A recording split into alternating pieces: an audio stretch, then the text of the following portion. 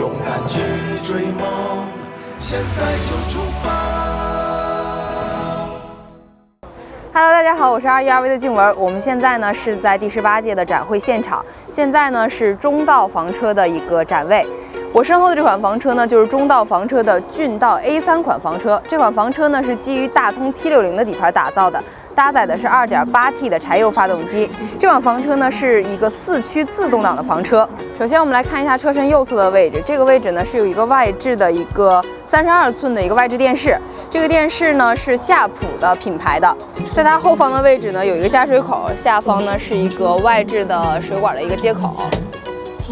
后方的这个位置呢是一个行李舱，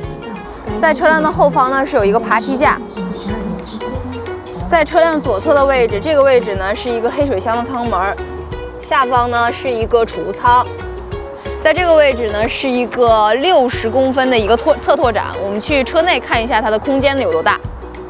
我们现在到房车内部来看一下，这款房车呢是有一个侧拓展，它拓展出去的是这个会客区的位置。这个会客区的桌子呢是可以升降的，变成一张临时床位。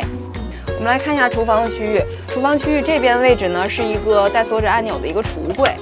旁边的位置呢是一个家用的变频空调，在我们房车上使用呢也非常的省电。在下方的位置是一个带盖板的洗菜池，旁边是一个电磁炉。上面还配备了2个电源插座，下方的这个位置呢是一个微波炉，微波炉的下方是这种储物抽屉，带有隔板的。在这个储物抽屉旁边呢是一个小的洗衣机，洗衣机旁边的这个柜子呢是带有这种金属护栏的，它上面放我们切菜用的案板，或者是我们做饭用的刀具，都非常的方便。在厨房区域后方的这个位置呢是一个衣柜，这个衣柜的空间还是非常大的。在这个衣柜旁边的位置呢，是有一个140升的房车专用冰箱。在冰箱下方的这个位置呢，是一个洗碗机。有很多人不是说房车上应该备一个洗碗机吗？那这款房车的下方这块就配备了一个洗碗机。我们接下来去卫生间的部分看一下。我们先看一下这个卫生间部分的这个空间还是比较大的，因为我的身高1.74米嘛，我头顶的位置还赋予了很多的空间。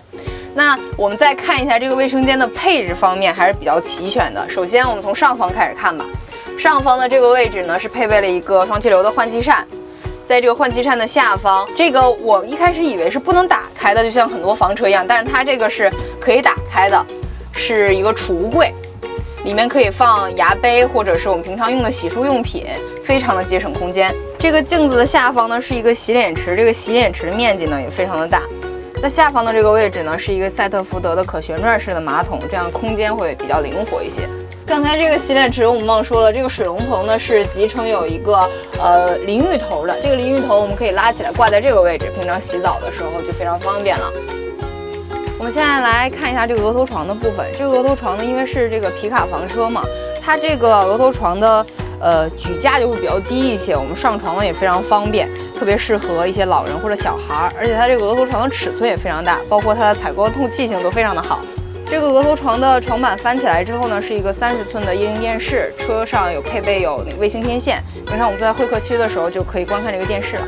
这款房车呢是标配了一个170升的净水箱和50升的灰水箱，还有18升的黑水箱。至于电路系统方面呢，是配备了200安时的锂电池和一个3000瓦的逆变器。我们现在看完这款骏道的 A3 款的房车了。这款房车呢，它的配置还是非常的全面的，包括这个厨房区域的一系列的配置，然后还配备了一个家用的变频空调，而且它是一个侧拓展的一个皮卡房车，那它的这个空间也非常的大，我们不用担心空间不充足的问题。勇敢去追梦，现在就出发。